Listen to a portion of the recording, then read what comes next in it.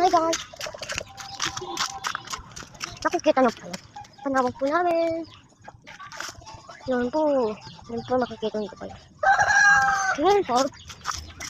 Ipapakilala ko ang bahay. Bahay po ito muna ako. Hi guys! Hi guys! Ito po yung mga awagan ng mama ko. Nung daan ng lolo ko po. Doon naman po. Nakikita nyo ba po yung binabubuhayin po yung kapitbahay namin. Papakilala ko po lahat ng mga taniman. Marami po kami mga taniman. Yan po. Yan po. Yan po. Yan po. Yan. Yan. Yan po. Nasira po ito guys. Dahil sinira ng spot natin. Yan. Magaganda guys no.